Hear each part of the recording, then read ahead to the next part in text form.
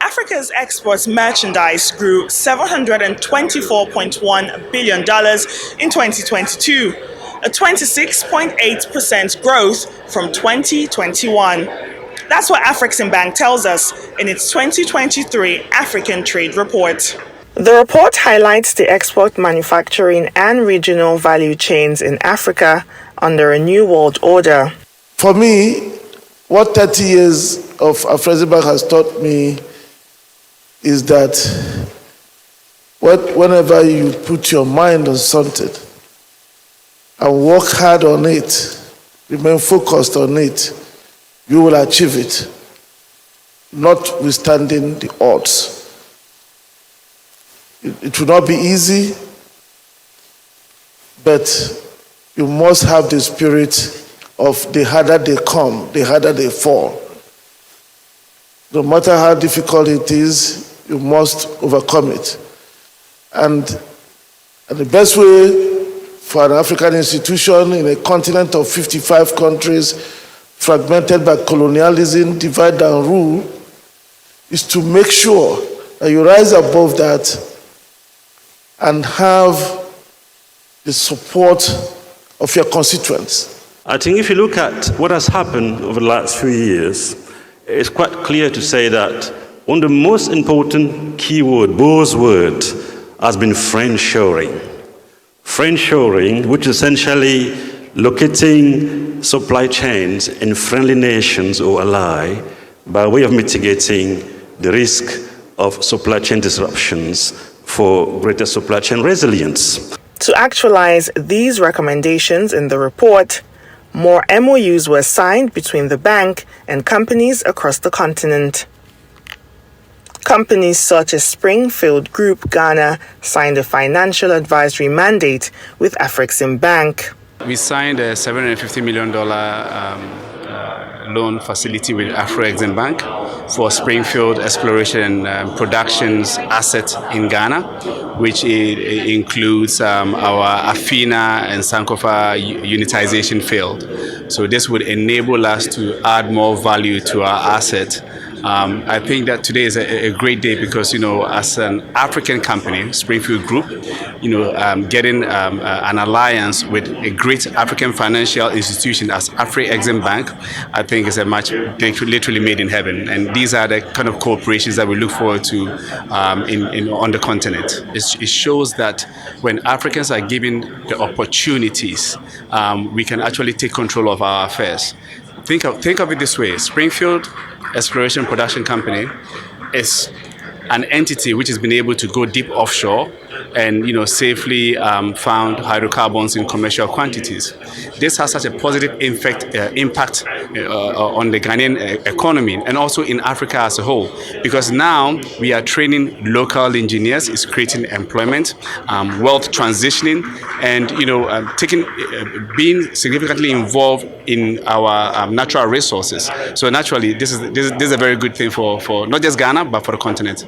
The Africa Import-Export Bank is known for its partnerships, not only with companies across the continent, but also with other development banks. Afreximbank are big brothers in so many ways.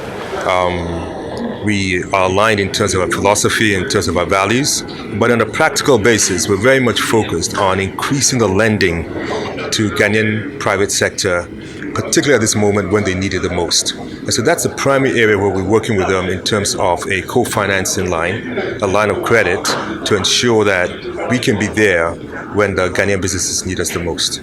There are other areas we're working with Afrexim, and they've been so helpful to us. We're talking to them now about a credit guarantee, a partial credit guarantee, again to help private sector businesses, and also, more importantly, the technical assistance to make sure that the companies that we support are ready and able to utilize the funds that we give them efficiently. We're excited. You can hear all the comments about Nigeria in the last 2 days in this meeting about the drive, the delivery within 3 weeks of those signals that indicate that Nigeria is back to the continent and back to the reckoning of the world with some of the policy moves that President Bola Ahmed Tinubu has made. he has made the impossible possible in our country, and we know that that is something for Afrexim to contribute to. They've been contributing in various ways. They've been supporting a lot of our SMEs, supporting a lot of our major businesses. They've been contributing equity in various programs. And I believe that the opportunity has just even become more promising for them to do more on the Nigerian space. So really, it's a great time for Nigeria on the continent. It's a great time for Afrexim, and it's a great time for global Africa. Day 3 of the annual meeting also brought in monetary policy perspectives on deploying Afro-Caribbean resources. Of course, the issue of premium has been a challenge. Previously we used to get money at a very reasonable terms, and now we are also facing the same challenges. When now premiums goes up, of course, even the margin also is being affected based on the current market circumstances. Now we have seen that some of the lenders, they can also accept it to rebrand the financing. And you have seen, especially if you go to ECA, there are some times where if you are not in a higher risk based on the modality or the level that you have been assessed to your country, then you can also get those money in good terms. And when it comes to commodity-based industrialization, the conference underscored the importance of leveraging the power of intra-African trade. The context is that we've really been for a long time focused, as you said, on the extractive industries. The impact of focusing on the extractive industries has been that we have not really invested in human capital.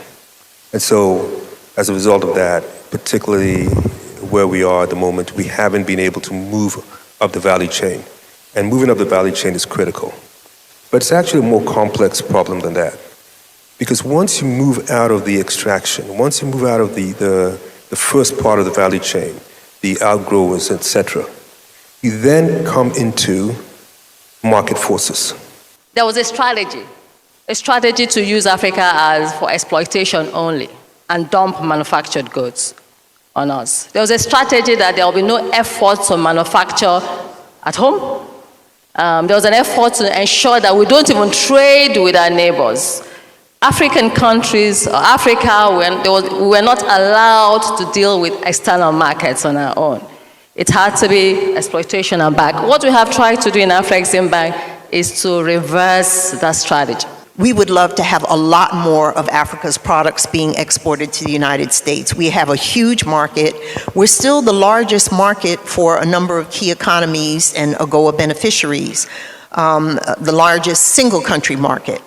And so AGOA is important, and it is an important opportunity. I think last year in 2022, we had about 9.4 billion in just AGOA exports. Following the importance of equal attention to achieve shared prosperity, Africa's creative potential was explored. We need to invest in the sector. We keep playing around, and we're literally just at the tip of the iceberg, and there is so much potential within our industry, but we have to make the necessary investment. And investment means collaboration. It means capacity building. It means setting up those treaties. It means reaching out to the world and saying, come and work with us. For us at Netflix, we know that the talent is not in doubt.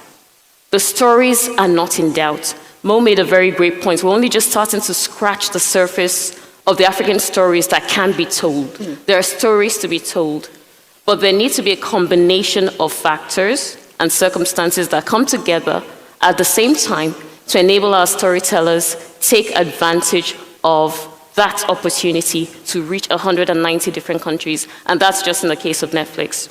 In fashion, in video gaming, if you want to talk about technology, in spectacles, in the art, it hasn't been sufficient.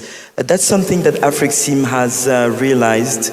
It's probably one of the first development bank that is making a very loud commitment to the creative industry.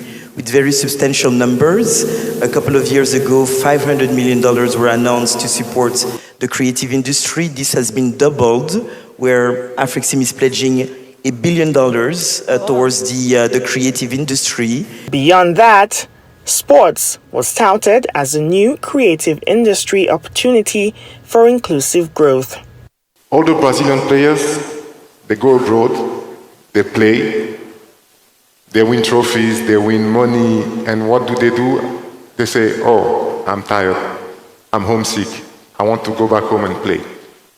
So they go back home and they play, but what makes it possible? What makes this return possible is the combination of football team and the private sector who gets involved to manage to pay the salary of these players, so they go back home, so they contribute to the growth and the economy of the country, and that's where we need to go. Didier said at the beginning when he was talking about Chelsea, talking about they had like how many pitches? 42 pitches. They had a lot of people working there, and it brings employment. Guess what? I can boldly say I was one of those guys who built an iStrotef in this country. I opened it for my school. Hold on, we need to give you the applause. Please give him a kind of applause. Thank you. We need a natural grass. That is where we started playing football. Something that we can have people working each and every day. Maintain it. At least to maintain the field and also to get employment. True. When you go to the West, yes, you pick up some of the practices, you learn some of the ways, but you don't learn it to keep it. What's the point of having knowledge and experience if you don't share it? But you're supposed to share it at home. And so for me, being one of only 3 players to ever play in the NBA from Ghana, I've always felt it was a social responsibility to come back and present myself as a symbol of success. As the bank marks 30 years of making a difference, former Afrexim presidents reflect on how and why it all began. In my experience at the central bank, it is remarkable that we have transitioned from the pessimist Africa to the continental Africa, and then I look at what Professor Rama and our team have put there. We now have a global Africa. The transition from the pessimist Africa to the continental Africa, a more optimistic Africa. I was asked yesterday what I considered the event that I'm most proud of. And my answer was very, very clear. It's the people, the staff that we had at this bank. I've seen some people who joined the bank very young, in their 20s, and who are still around. That is a very important factor in reaching the milestone that we have today. And as the 30th anniversary and annual meetings wind down, participants ponder on takeaways from the conference. But the one thing that we've really taken away for us was President Rama's speech. It's about prosperity. It's not about creating a dependency culture. It's not about creating a situation where there's moral hazard. It's about creating a situation where we're building bankable, profitable businesses, and by doing that, the whole economy will thrive. And that's the most important message. This has definitely been our biggest AGM so far. Something like 4,500 people actually registered, and most of them are here. And if I were to mention the biggest takeaway, I would say partnerships is something that has really rung through the themes of all the panels, all the meetings, all the side events. As young people, obviously, how does this relate to us? How can we access the capital? Obviously, it's good to see the Dangotes and the Elumelus, but we've been listening to them for over, a lot of years. So this panel that just happened now was particularly interesting for me because I wanted to know, how do we really unlock this capital? We hear that there's capital in Africa, but they don't have enough bankable projects. You know, how can our projects become more bankable? You know, so it was good to hear some of the solutions. I look forward to them actually implementing these solutions so that Africa can move forward. And with that, Afreximbank's 30th anniversary and annual meetings comes to an end. But the work to deliver the vision and build a prosperous Africa truly begins now. Nkechi Nana, Arise News in Accra.